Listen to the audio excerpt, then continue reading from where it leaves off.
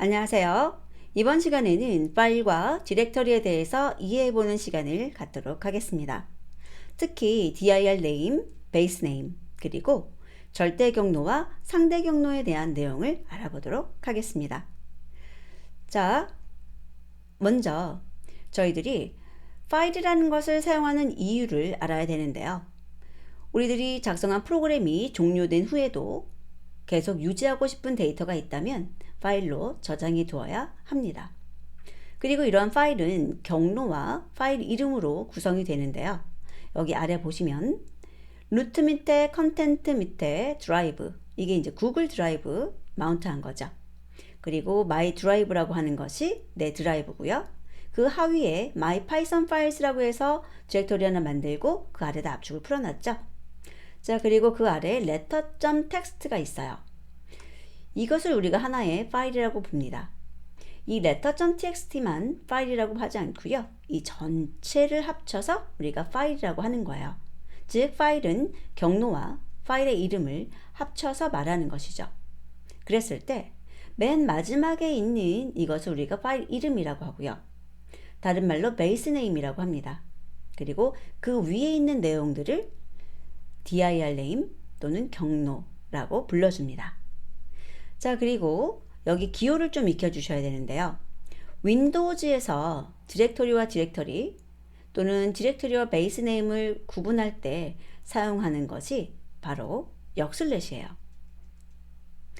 그리고 슬래시 기호는 리눅스 또는 OS X에서 사용하는 경로 구분자입니다. 그래서 경로 구분자라는 것이 디렉토리와 디렉터리 또는 디렉터리와 베이스 네임을 구분할 때 사용하는 것이죠. 그래서 지금 수업에서는 리눅스 환경이기 때문에 슬래시를 사용하세요. 하지만 윈도우 환경을 쓰시는 분은 역슬래시를 쓰셔야 되거든요. 자, 사용하는 방법을 좀 여기다 적어 볼게요. 윈도우즈 환경의 경우는 역슬래시 쓰시는 건데 한 번 쓰면 안 돼요. 예를 들어서 C 디렉터리 아래에 python files 아래에 letter.txt라고 한다면 이렇게 아래에 라는 것을 역슬래시 하나가 아니라 두 번 써주셔야 돼요. 왜냐하면 여기에 있는 역슬래시가 의미를 가지고 있는 escape 캐릭터이기 때문이에요. 그래서 escape 기능을 하지 않고 그냥 역슬래시다 라고 하도록 앞에다가 escape를 또 넣어주시는 거죠. 그래서 이런 식으로 파일 만드실 수 있고요. 또는 앞에다가 R을 붙이게 된다면 여기를 하나씩만 주셔도 돼요. 여기서는 escape 캐릭터가 이러지 않기 때문에 이대로 전달하거든요. 그래서 이렇게 쓰시거나 이 뒤에처럼 쓰실 수가 있는데 저는 뒤에 있는 것은 권해드리고 싶진 않아요. 왜냐하면 여기에는 역슬래시가 맨 뒤로 가거나 이런 일이 발생을 한다면 동작이 잘 안 될 수도 있습니다. 그래서 여러분들이 윈도우즈에서 쓰실 때는 이 뒤에 것은 쓰지 마시고요. 이 앞에 있는 방식으로 써주셨으면 좋겠어요. 자, 그리고 리눅스에서 쓰실 때는 루트 밑에 컨텐트,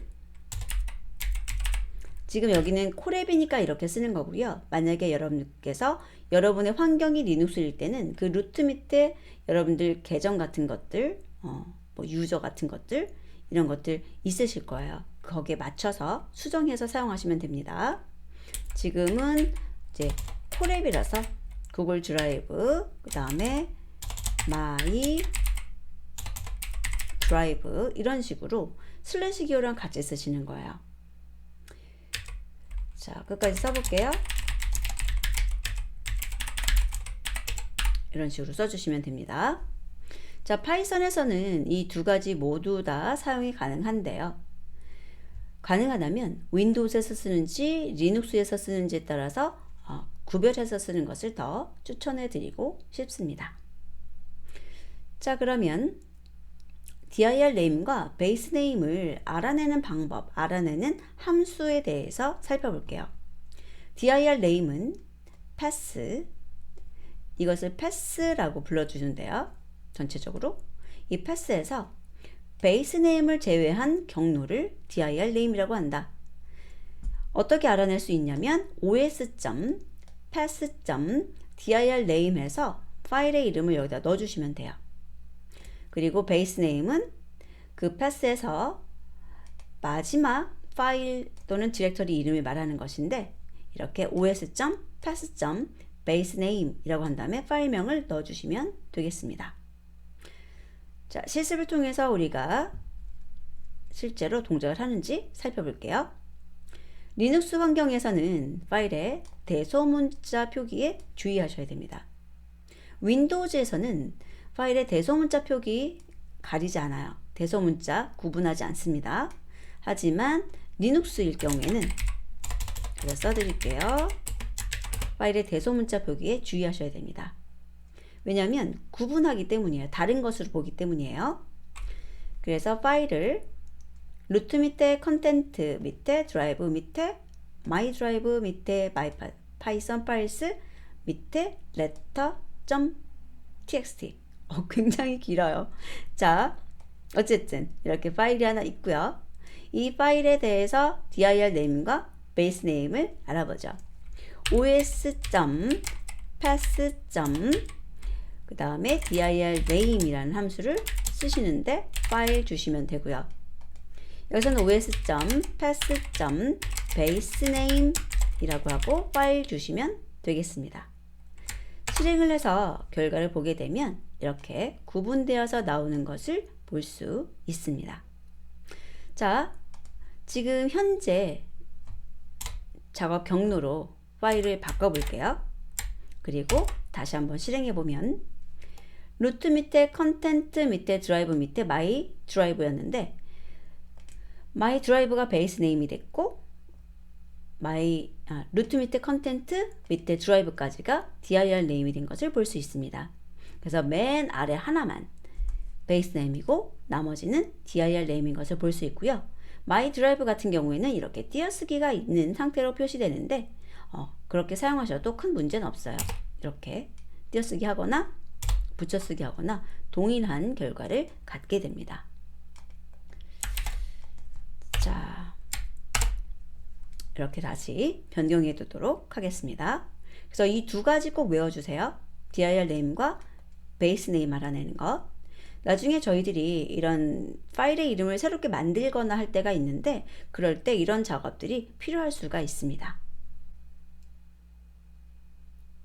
다음은 절대 경로와 상대 경로에 대해서 알아보도록 하겠습니다. 자, 파일 시스템에서 경로는 파일이나 디렉터리의 위치 정보를 의미합니다. 그리고 그러한 경로를 표기하는 방법으로 절대 경로와 상대 경로가 있는 것인데요. 절대 경로는 리눅스인 경우는 루트부터 또 윈도우즈인 경우에는 드라이브 이름부터 시작하는 것을 말하고요. 상대 경로는 현재 디렉터리를 기준으로 상위나 하위 디렉터리를 이동하면서 표현되는 경로를 의미합니다. 상대 경로를 표현할 때는 점 하나가 현재 디렉터리를 의미하고요. 점 두 개가 상위 디렉터리를 의미합니다. 그리고 이름이 주어졌을 때는 하위 디렉터리를 의미하게 됩니다. 자, 예를 들어 볼게요. 현재 작업 디렉터리가 루트 밑에 컨텐트 밑에 드라이브 밑에 마이 드라이브 마이 파이썬 파일스 밑에 텍스트 파일스의 A라고 합시다. 굉장히 길죠? 자, 여기에요. 드라이브 마이 드라이브 밑에 마이 파이썬 파일스 밑에 텍스트 파일스 있고 여기 A 있죠? 지금 여기가 현재 작업 디렉터리라고 했을 때 이 콜앱 노트북이라는 것을 어떻게 절대 경로로 표현하는가? 절대 경로는 지금 이 A하고 아무 상관없어요. 그냥 루트 밑에 컨텐트 밑에 드라이브 여기 마이 드라이브 아래에 콜앱 노트북스라고 나오는 거고요. 여기 텍스트 파일스도 마찬가지로 여기 A하고 아무 상관이 없습니다. 그냥 쭉 경로를 읽어주면 되는 거예요. 여기 마이 파이썬 파일스 밑에 텍스트 파일스라고 그리고 이 B는 또 그 아래에 B라고 돼 있죠. 그래서 절대 경로는 지금 현재 작업 디렉토리하고 아무런 상관이 없습니다. 여기 루트부터 쭉 나오면 되는 거예요. 그런데 상대 경로는 지금 여기 있는 A부터 시작을 해줘야 돼요. 그런데 콜의 노트북 파일, 노트북스는 지금 위쪽으로 올라가야 되죠. 몇 번 올라가나 볼게요. A에서 한 번 올라가고, 두 번 올라가고, 세 번 올라갔다가 내려와야 돼요. 그러면 여기 점점 한 번, 두 번, 세 번 올라갔다가 콜의 노트북스로 내려오는 거죠. 그리고 여기 A에서 또 텍스트 파일스로 가려면 한 번 올라가면 되는 거죠. 그래서 점점 있으면 되는 거고요. 그 다음에 B라는 것은 A하고 동급이잖아요. 이럴 때 항상 올라갔다가 내려와야 돼요. 자, 그래서 A에서 텍스트 파일스로 올라갔다가 거기서 B로 내려오는 점점해서 올라가고, 여기 기호가 윈도우즈 기호네요. 슬래시를 바꿔주셔야 돼요. 점점 슬래시 B라는 것으로 해주시면 되겠습니다. 여기다가 제가 써놓을게요. 점점 상위로 올라갔다가 그 아래에 B라고 표기해 주시면 되겠습니다. 자, 이렇게 해서 절대 경로와 상대 경로에 대해서 알아봤는데요. 필요에 따라서 적절하게 사용해 주셔야 되고요. 상대 경로의 사용 빈도 굉장히 높으니까요. 여러분들이 현재 디렉토리 확인하고 거기에서 상대 경로로 내가 원하는 곳까지 어떻게 이동하는지를 여러 번 테스트를 통해서 알아봐 주시면 좋겠습니다.